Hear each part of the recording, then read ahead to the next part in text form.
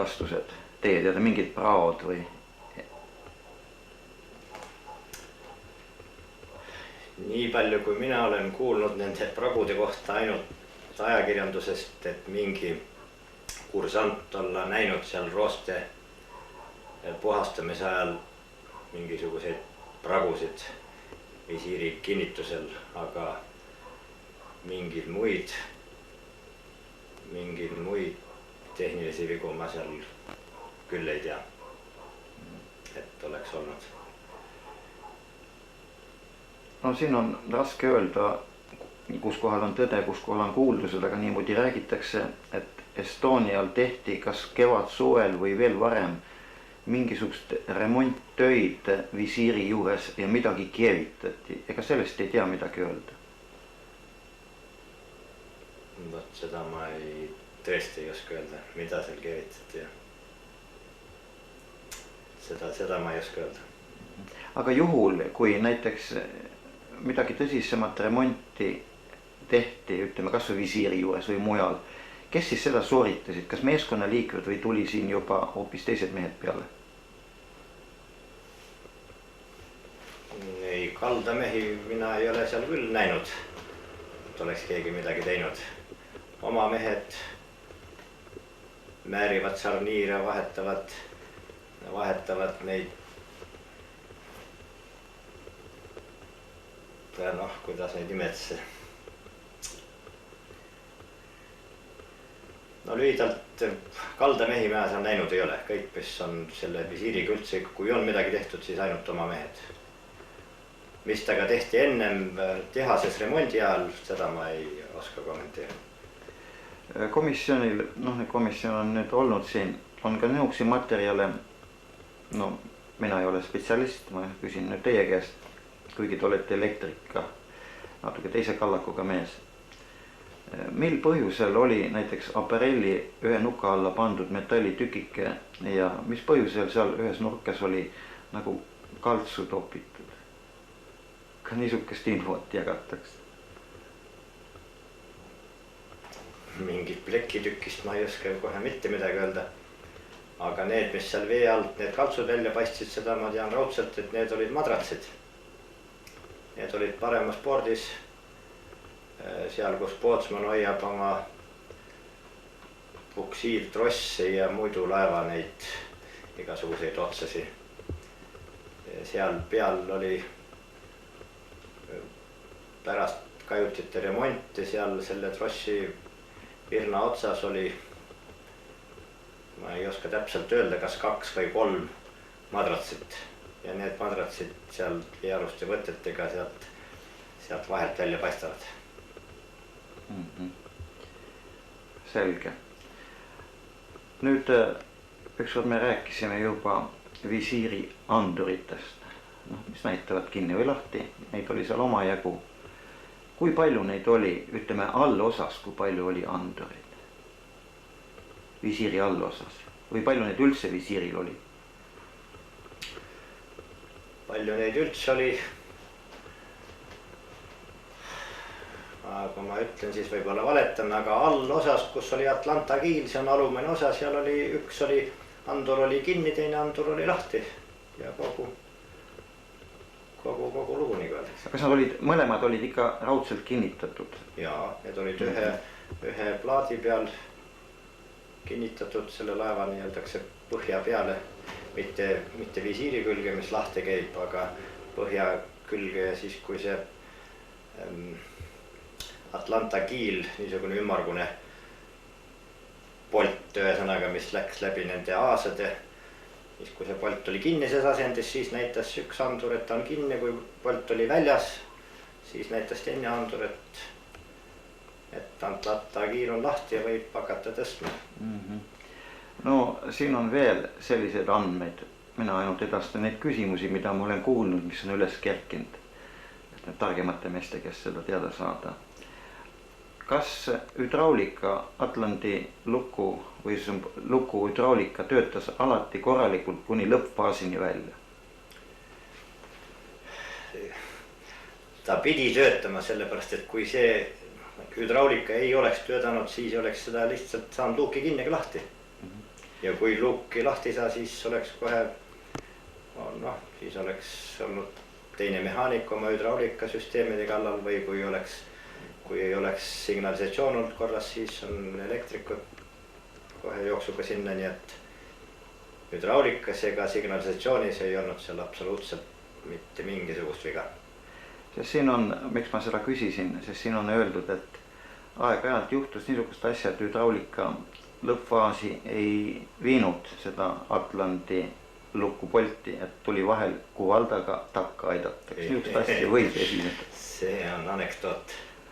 See kiil on hoopis niisuguse koha peal, kus ei saagi niisama minna, see tuleb minna eest laeva vöörist paki pealt luuk avada, siis sealt mööda redelit mitu korrust alla.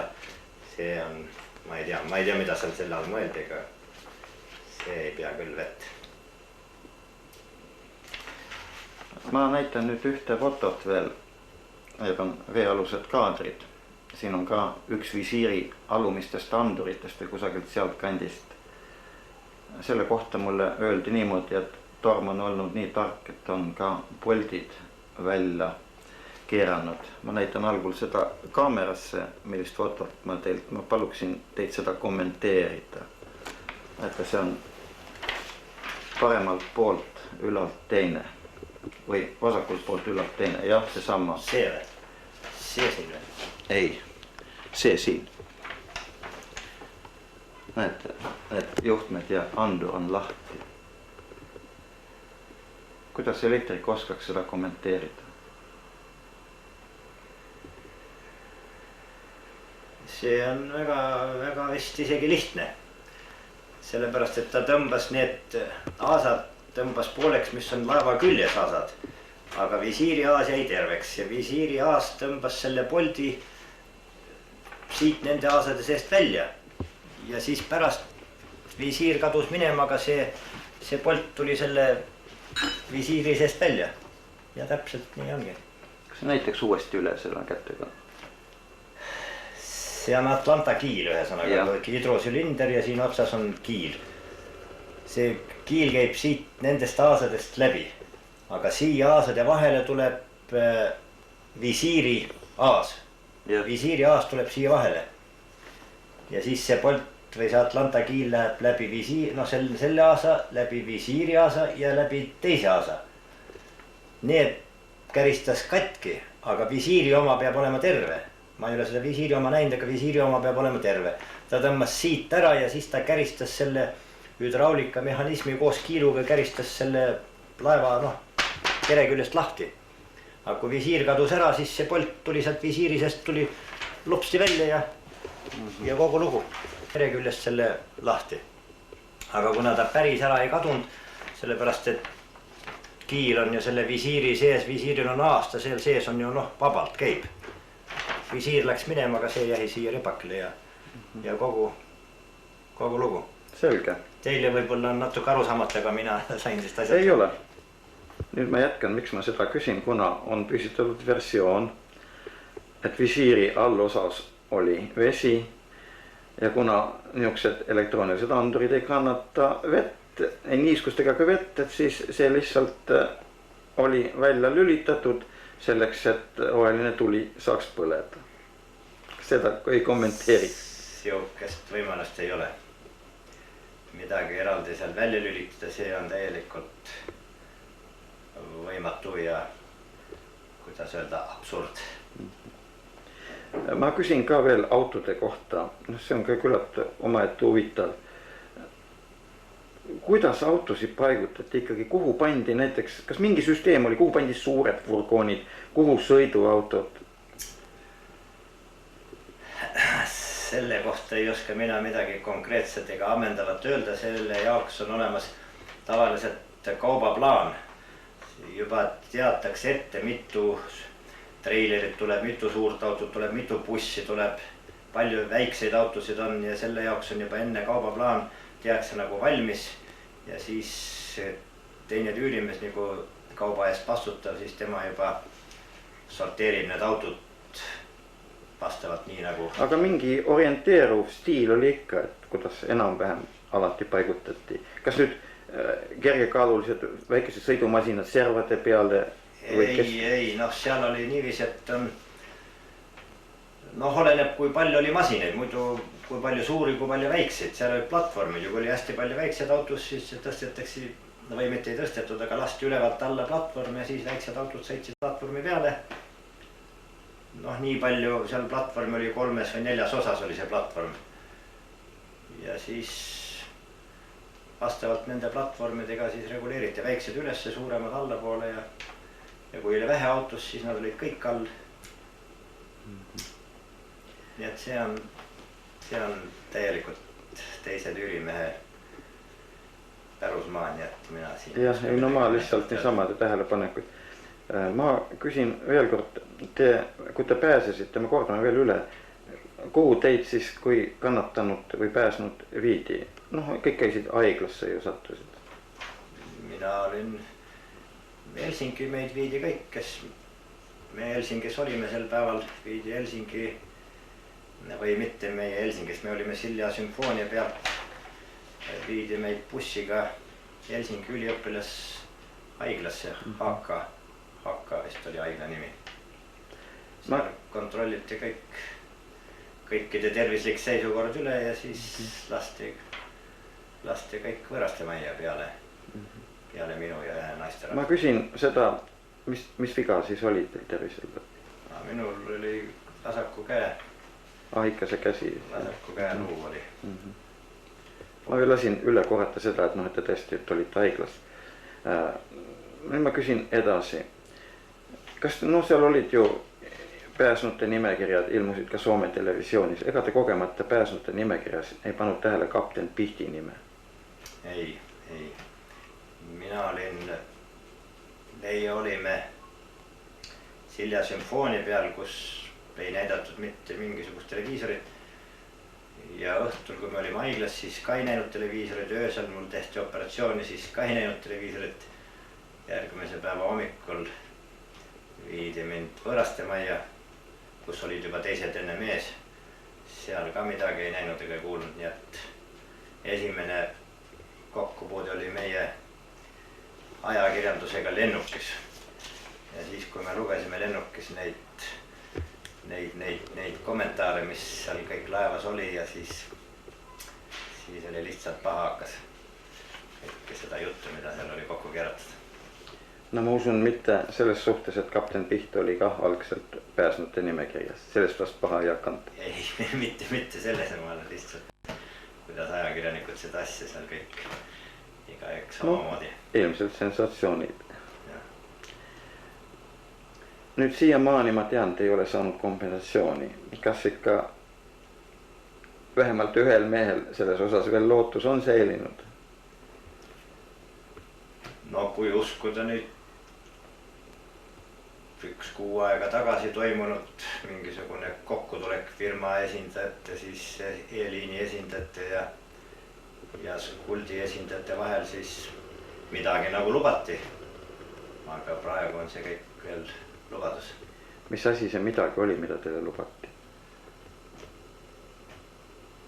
Hukkunud meremeeste omastele lubati vist nii, see muidugi ka niisugune firma saladus, aga et lubati vist nii nagu hukkunud reisijate omastele, ainult selle vahega, et ei taheta maksta mitte korraga seda summat välja, vaid tahetakse maksta nagu eluaegset pensioni.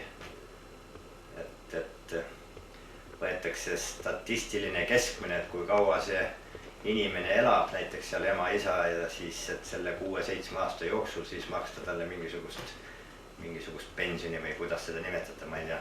Vaata, siin oli natuke kummalist.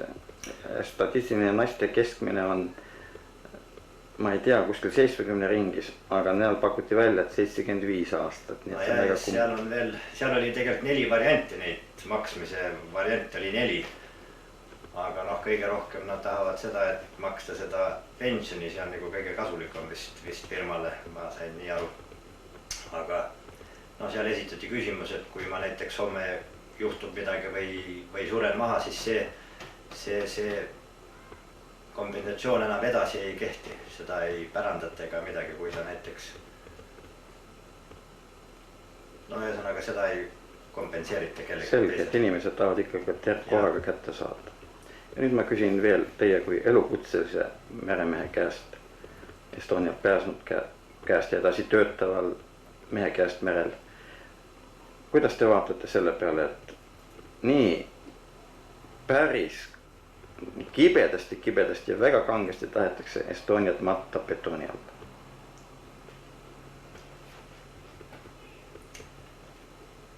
Noh, minu isiklik arvamus on niisugune, et tahetakse võib-olla kiiresti nii-öelda laev betooni alla panna, et seal ei oleks enam midagi võimalik edasi uurida.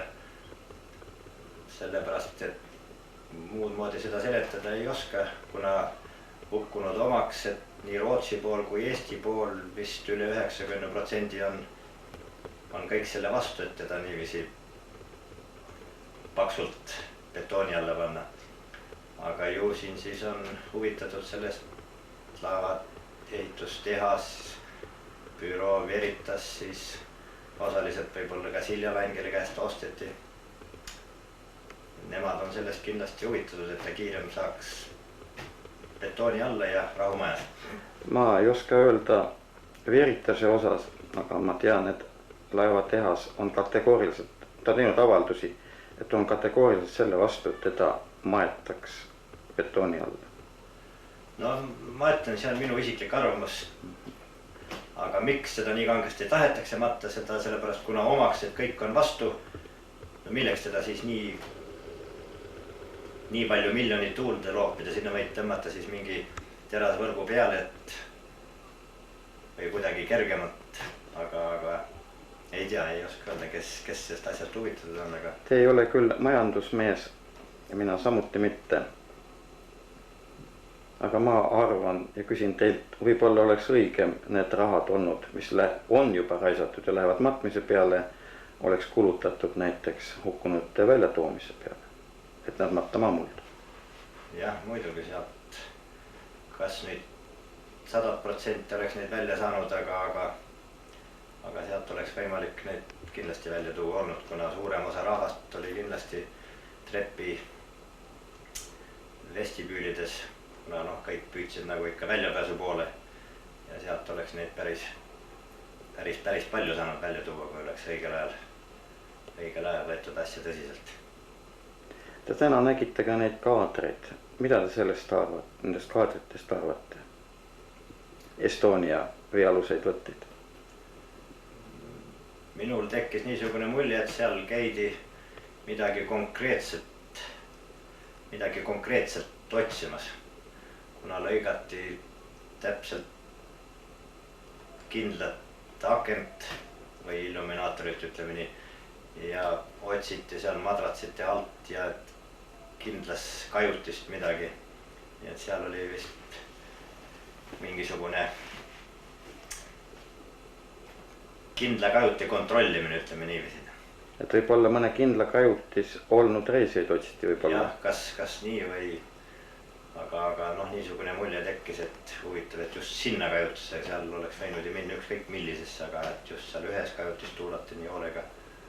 Sellest võib küll tekkida niisugune mulje, et taheti nagu kedagi konkreetselt, kas siis inimest või inimese asju leida. Ma panin tähele, et kuigi te olite kaua aega olnud Estonia peal, ei suutnud teed ka kõiki kohti seal ära tunda. Mis filmis näidati? Nojah, seal ta niivõrd kiiresti näitab ja laev on seal küliti ja mees on tea, mis pidi seal vee all ja ega nii kiiresti ja kus sa oskad selles palja seina koha pealt öelda, mis koht on, või oleks nii. Muidugi raske, ega seda ei ole sama lihtne. Kena, ma tänan ka tänase vestluse eest.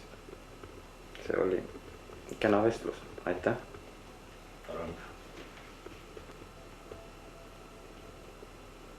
Nüüd Eesti saab juba kätte endale uue laeva. See on hästi suur. Ja nagu sa mainisid, et tal on ka visiir ees. Kas sa iseloomustaks natuke seda laeva? laev on ilus ja kena ehitatud Turkus samuti 80. aastal. Külje pealt on isegi veidi sarnane Georg Otsaga, kuna ta kapteni sild on nihutatud veidi tahapoole. Aga tal on 2 toru, no ütleme see, et 2 suitsutoru, ütleme nii. Paadid on mitte 7. tekil või 6. nagu Estonial, vaid nad on allapoole lastud kas 4. või 5. tekil nagu laeva sees. Ja muidu see laev on kindlasti, seest on ta kindlasti uhkem kui Estonia. Aga visiir on tal täpselt samasugune kui Estonial, käib lahti eest ülesse. Mis firma projekteeritud on ehitatud? Vot seda firmat ma ei tea, mis selle firma nimi on, aga Turkus on ta tehtud. Aga mis firma ta on, seda ma ei oska öelda. Ei, ma mõtlesin ju, kelle jooniste järgi, mis firma jooniste järgi. Ei, ma ei tea seda. Aga mul jääb niisugune mulje, et siin asjal puudub mõningal määral loogika, kui öeldakse, et visiiridega laevad on teinud omajagu avariisi ja et nad ei ole turvalised, siis miks ostetakse ikka jälle siis visiiriga laev ja veel suurem? Selle kohta ei oska kohe mitte midagi. Seda nii palju ainult jutud olid, et no taheti see visiir ka kinni panna, aga siis meie omad ütlesid, et kuidas kinni, et kõik teised Soome laevad ja Rootsi laevad sõidavad kõik lahtiste visiiridega. No aga et teil on Eesti meeskond, et nendele ei või umbes usaldada lahtise visiiriga sõitmist. Aga see laev on natukene seest, autotekk on natukene teistsuguse ehitusega, sellel laeval visiiri kinni ei saa mitte mingil juhul panna. Sellepärast, et autotekk on tal seest kitsam. Tal on autoteki ja boardi väljas või boardi ja autoteki vahel on kajutid. Ja selle võrra on garaaž kitsam ja seal suured autod järjelaagistega ei anna ringi pöörama nagu Mare Balticumi peal. Nii et kui seda laeva neid ostetakse, kindlasti ta siis vähemalt visiiri kindlasti kinni ei panda.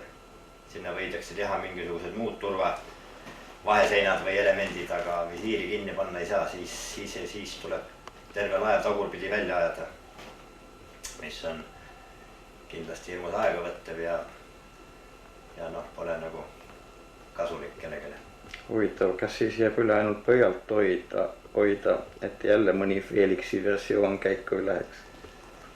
No ma arvan, et ju seal siis tehakse mingisugused muud turvameetmed, kas tehakse veel 3. sein ette või tugevdatakse visiiri mingisuguste lisakinnitustega.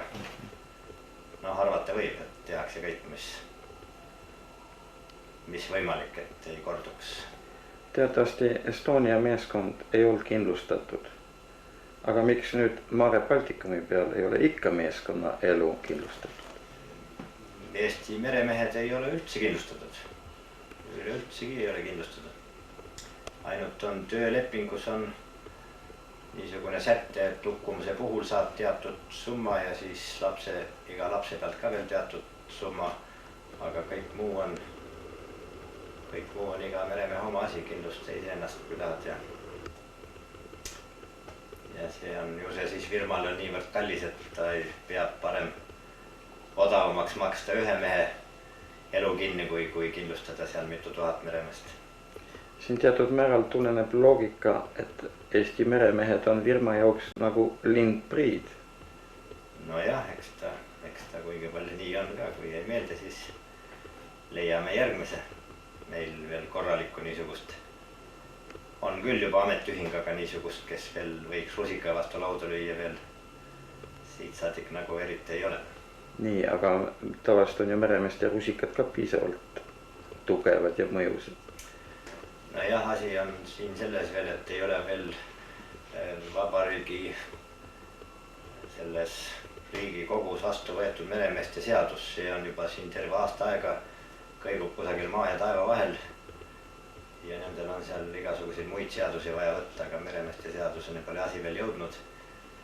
ja kuna pole meremeeste seadust, siis nagu meremeeste ametiühing ei saa ka nagu õieti veel kemplema hakata või rusikaga veel vastu lauda põrutama. No siis tulimegi välja, et oletegi lind Priit ja tuleb välja, et Eesti ei ole mereriik.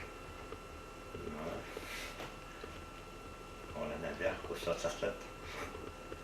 Millal see laev nüüd hakkab, valmistatakse reisudeks, et uus laev? Ta nimi on Anna Karenina oli. Jah, ta oli viimased 4 aastat sõitis